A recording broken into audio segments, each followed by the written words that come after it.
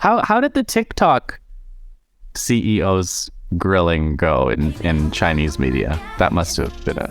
So, you know what went viral on the Chinese media? The reason it actually did go viral in Chinese media, but for a reason you might not expect is now you have all these Chinese women leaving comments like, "Oh my God, the TikTok CEO is so hot. Why nobody told me the TikTok CEO is so hot?" I didn't know what the CEO of TikTok looked like until today, and I just want to say this man can have my data. This is the reason why the videos are going viral in China, right? With occasionally comments are like, "Oh, these U.S. politicians are so dumb." Mr. Chu, does TikTok access the home Wi-Fi network? Only if the user turns on the Wi-Fi. Well, isn't it true that your app looks at my eyes and tracks them to see if they're dilated or not? No. Yeah, your app. But damn, that TikTok CEO, did you see him? He's so hot. I don't care if he has my IP address. He can have my real address and my P. He was cool though. He was cool. He really held it together under fire. But he's not Chinese, right? He's Singaporean. In other words, ByteDance and also your TikTok employees that live in China, they must cooperate with Chinese intelligence whenever they are called upon. And if they are called upon, they're bound to secrecy. That would include you. Congressman, first, I'm Singaporean. But I guess... Wait, it didn't matter to the U.S. congressman. They're like, no, they're from China. I don't believe a word you say. You say Singapore? Isn't Singapore a part of China? And people actually thought Singapore is a part of China. Yeah. The other thing I wanted to do at least once, Carl, is like, I want to ask you a question, and then as you start to answer, I want to go, "I'm reclaiming my time." Okay, sounds good. Let's do it. Okay. Ultimately, there's all these kind of superficial things, and I wanted to kind of run them by you. But like, ultimately, there is a big question for us to address, and that's the question of basically decoupling. There's this whole broad process of globalization that was like supposed to be kind of irreversible, where the manufacturing and transportation and labor systems of the world were completely intertwined under basically American leadership. And China, joined the WTO and everything and played by all those rules. And now it's like, there's this thing of like, we have to stop China's rise. We have to stop wherever China is, they're interfering. And like, I guess the question, I'd like you to like, you could talk for like 10 minutes straight if you want, but like, what do you think about that? Like, is that possible to decouple? Is it inevitable that decoupling is going to happen? Is it possible to stop it or reverse it? Like where are you at in terms of the decoupling debate? Yeah, Justin, if you asked me 5 years ago whether there will be a decoupling between U.S. and China, I'll tell you that's crazy. That's crazy talk. It's just a fringe people, crazy people on the fringe talking about this.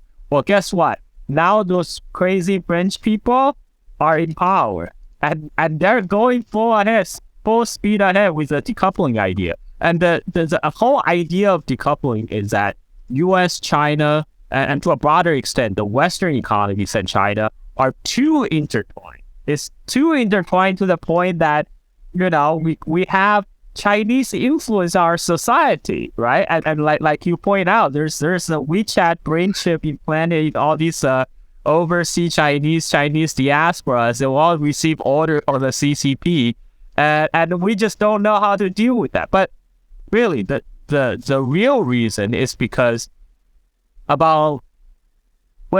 back in 1978, when Deng Xiaoping started the open reform process, U.S. welcomed that because China is supposed to be a cog in the wheel of the globalization effort that was led by United States. But China is not supposed to be the wheel. It's only supposed to be the cog in the wheel. But what happened was that rather than remaining as a vast vast pool of cheap labor for the Western multinationals. Chinese have learned the Western technology that utilize Western capital to develop their own capabilities and develop their own infrastructure. They have a highly educated population, world-class infrastructure, and they're all competing Americans. This lies at the heart of the whole TikTok deal. TikTok is eating the lunch of Facebook, Google, and so now Facebook and Google are teaming up. They are lobbying. Well, lucky for them, United States have the best congressmen money can buy. So they're lobbying all these tech illiterate congressmen to ban TikTok so they can benefit from the removal of their main competitors. And this is what really is, at least from the tech perspective, what's driving a lot of this decoupling push. Like the former Google CEO, Eric Schmidt, he is one of the main driver of the CHIP Act, which had the United States place semiconductor sanctions on China. So not only U.S. companies could not sell semiconductors to China, but any companies in the globe, including South Korea, Japan, Taiwan, if they have any dealings with the United States, they cannot sell semiconductors to China. And even company in China, like for example, GM sells way more cars in China than they sell in the United States, and they manufacture cars in China for the Chinese market. But now GM China cannot source semiconductors in China, even though their car is made for the Chinese market, sold to the Chinese consumers. But their car, by U.S. law, cannot contain semiconductor components that's produced inside China. It's kind of.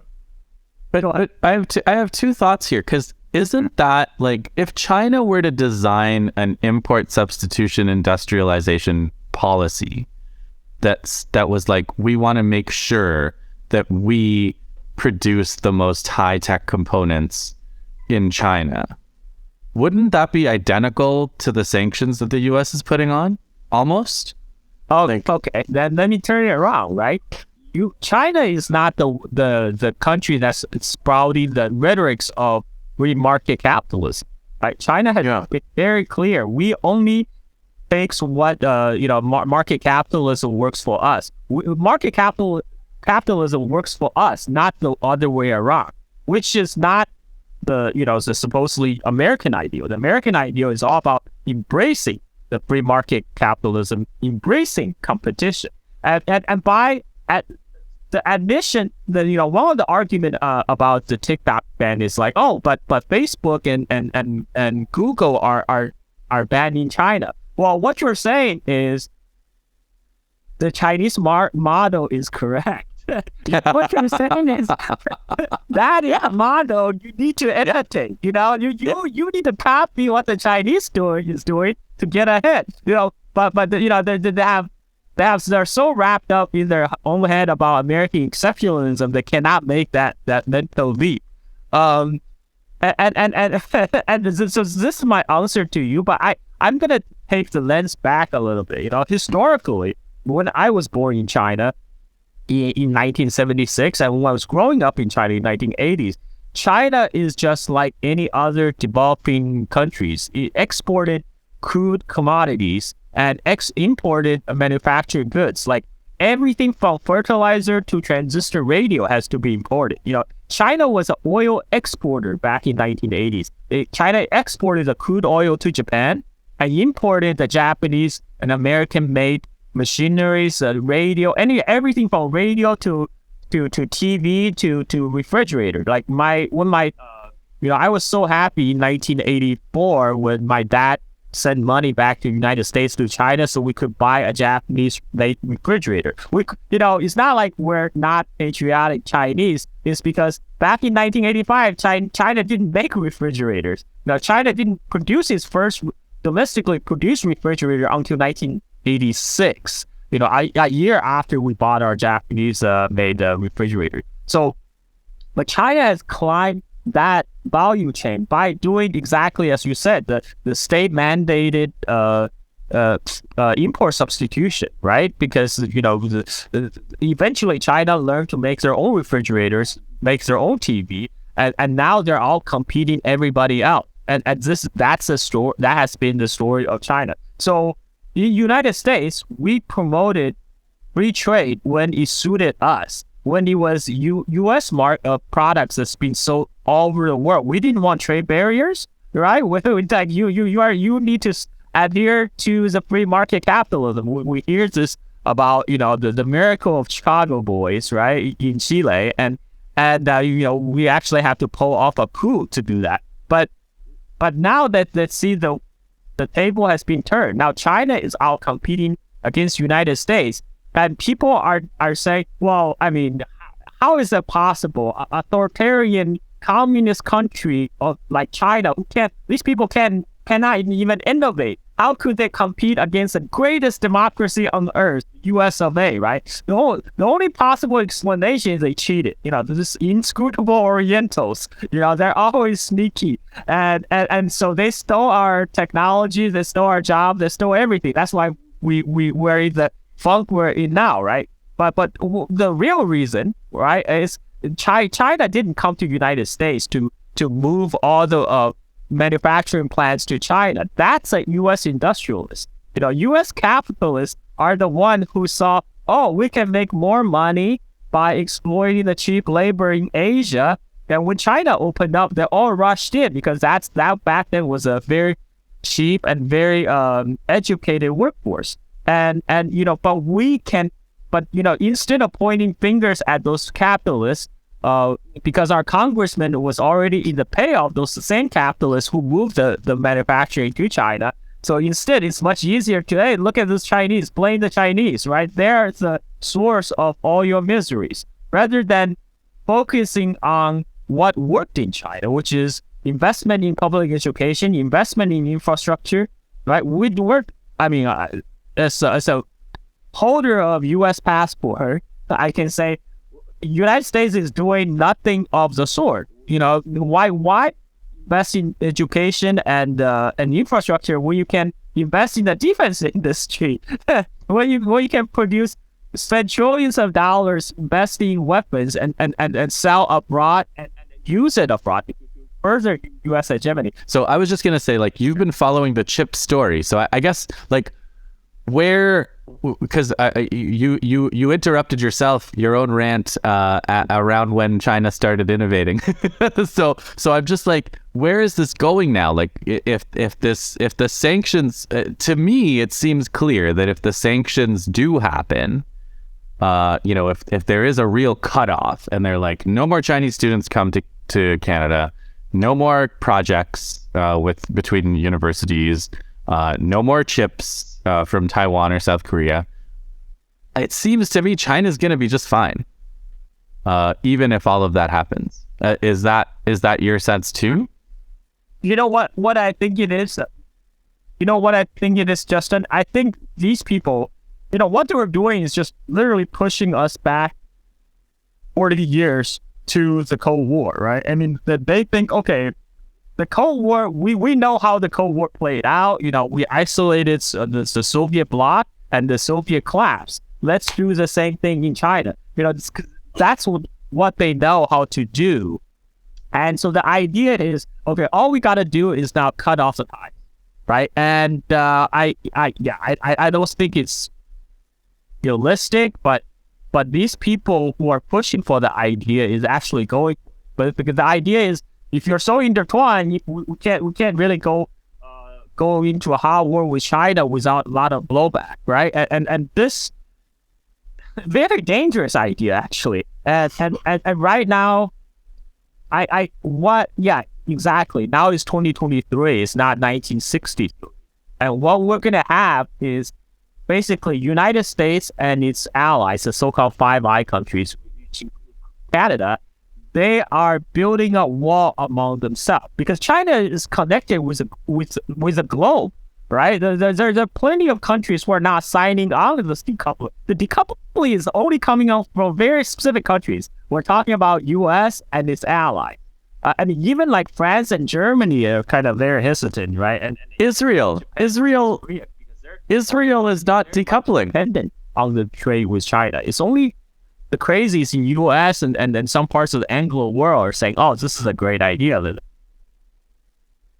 Yeah, exactly. But like, the most fanatical allies of the U.S.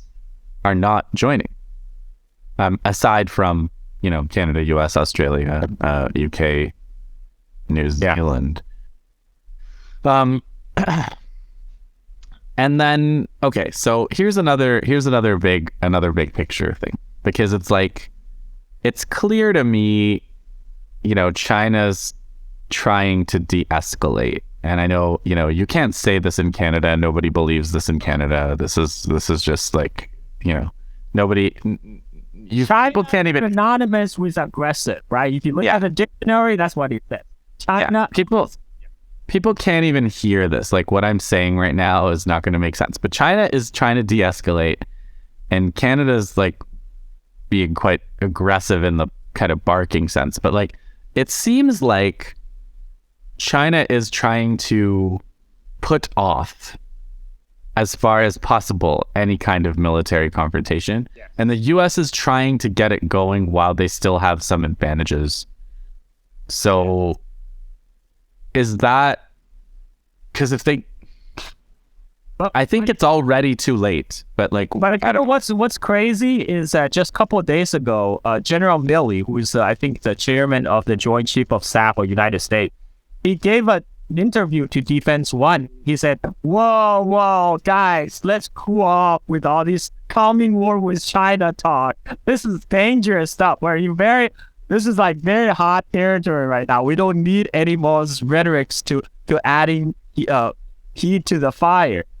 It's telling that Pentagon is coming out to tell all the idiot U.S. congressmen to calm down a little bit, right? Because the Pentagon official, even though they're also grifters, but they're also professional. They're the ones who actually have to fight the war if it comes down to it. And they're coming like, oh, okay, let's not be too crazy here. Well, General Milley still proposed, we need to sell weapons to Taiwan because that's how we get paid. And but business is business. Yeah, business is business. Let's not go too crazy about the war with China. I think so. I think that's what.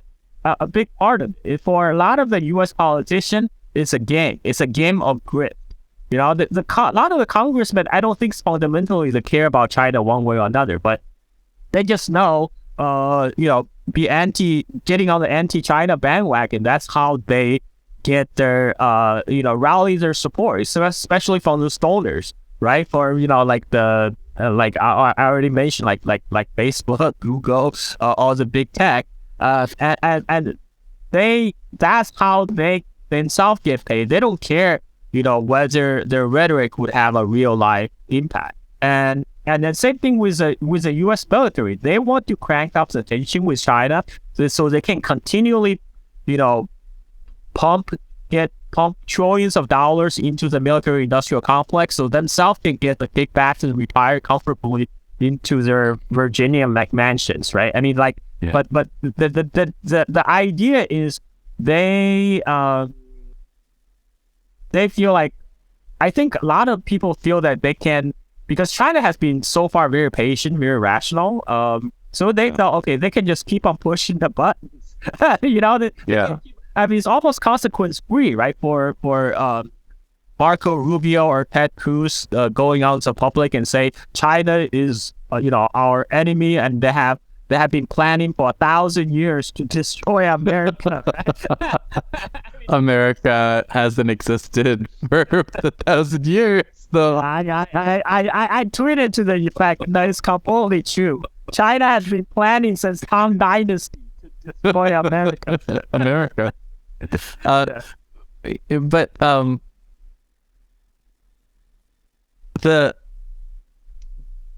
Yeah, I lost my train of thought. This is too funny. No, but the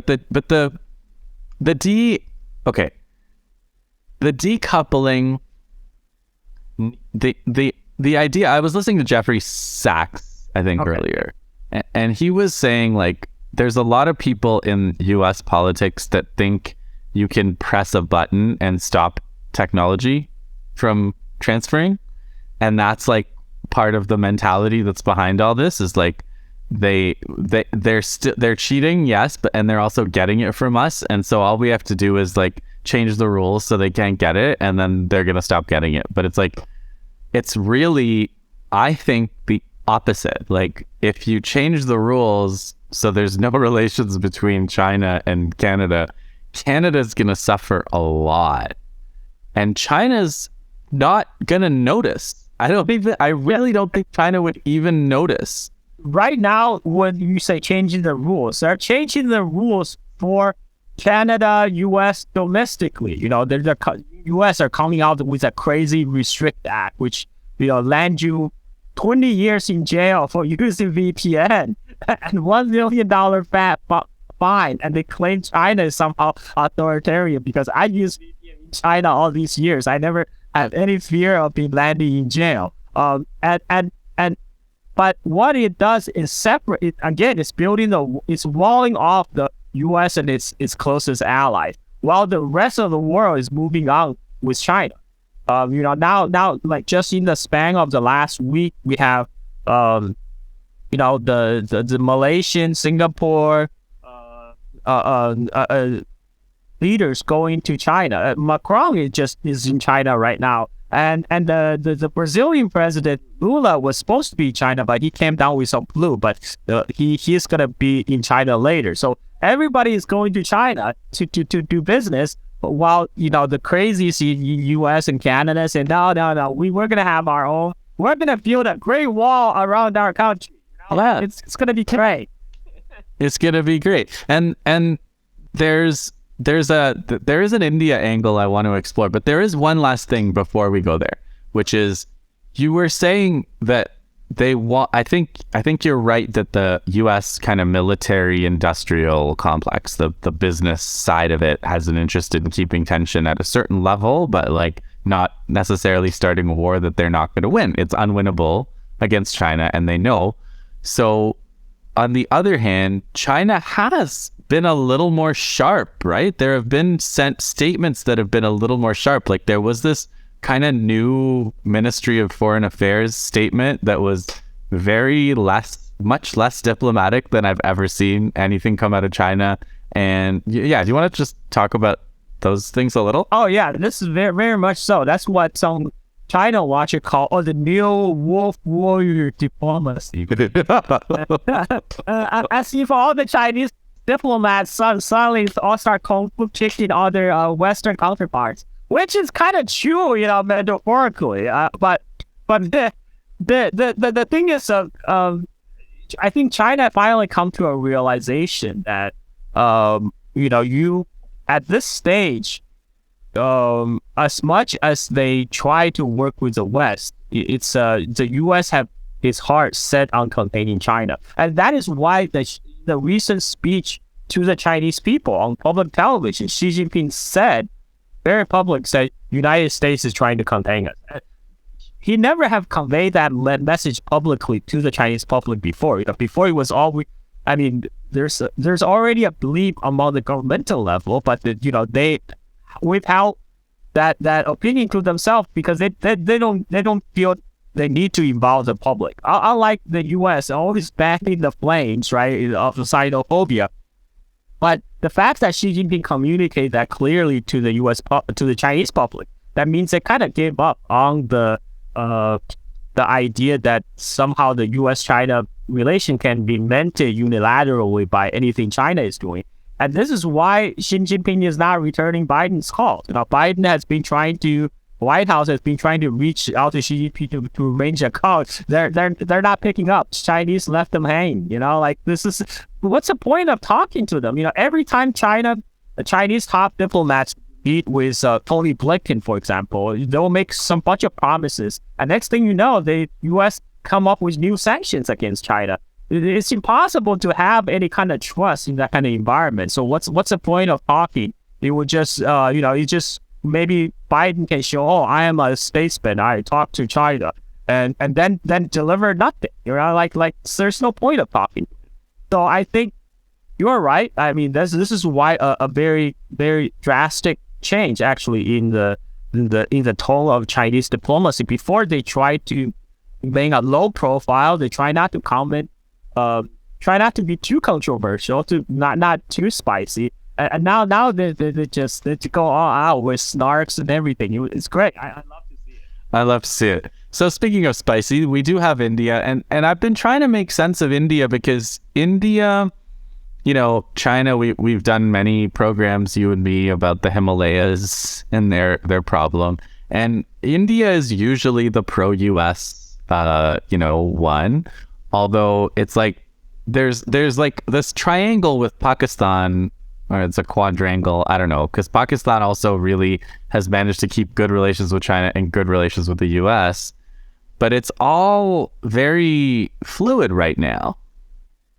But I feel India is more pro-India. I feel like India is, despite whatever party that rules India also sees itself as a great power. And it's not going to be a mere pawn to any other, superpowers. I mean, what U.S. really want is for India to be a nice, viable foot soldier in its front in the war against China, right? I mean, from India's perspective, is we play nice with the U.S. We get all these U.S. military technology, all this U.S. intelligence, all this U.S. help, but at the same time, we're not going to kill ourselves for U.S., right? I mean, what's the point?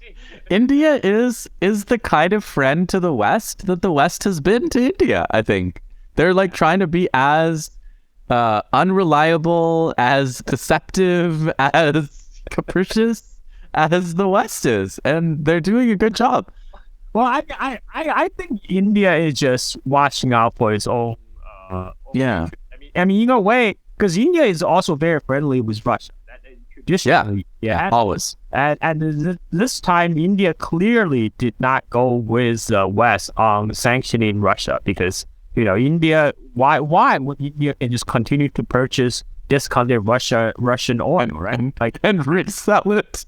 Yeah, and resell it to the Europeans at markdown price. And China does the same thing, by the way, which is great. And which is interesting because recently there was a LNG deal between France and China, right? The big headline is they concluded the LNG deal in payment in yuan, in the Chinese currency. But I'm like, wait, why is Chinese selling the LNG coming from? Where did the natural gas come from? Oh yeah, Russia is China is getting all unlimited natural gas from Russia and they're packing it into LNG ships and selling to Europe and charge some more for the round trip.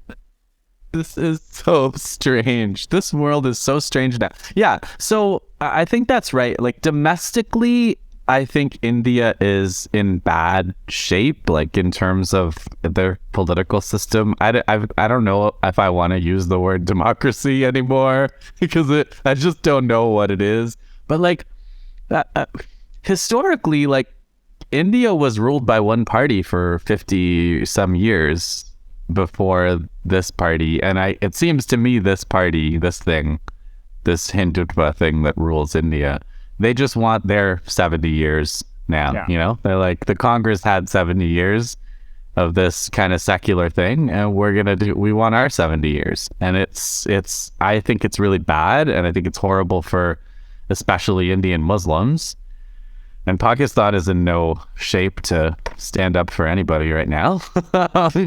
So it's bad domestically, but it is interesting that they aren't just going along with what the U.S. wants. And like the U.S., I don't know, before AUKUS, there was this Quad, right? Remember the Quad? The Quad was U.S., Japan, Australia, and India. India, yeah. And the Quad has amounted to nothing. Yeah, I don't hold exercise and stuff, they have meetings. And actually, U.S. right now is actively trying to push for the China-India confrontation now. I just saw an article in the Foreign Affairs. It's like, why is India not responding to Chinese aggression. It's like, yeah, of course, like foreign affair, American magazine. India's best friend. Why these two nuclear superpower is not just duking it out while I watch on the sideline? Man, because India and China are not as stupid as your readership or what you assume your readership intelligence level is. Because of course, even when the India-China had border conflict, that why we fixed and this, and the reason is because they don't want to escalate. That's the whole point, not to escalate, because both sides have nuclear weapons. And this is actually a lesson that U.S. need to learn. I rather see like some like a U.S. Chinese soldier grappling or something like MMA, big Oh, sure. Yeah, MMA, exactly. I'd like to see that. People pay money for that shit. But like, no. We gotta go. We gotta pay tons of money on F-35. Which makes careers and right out of the sky to many people. So it's all about jobs.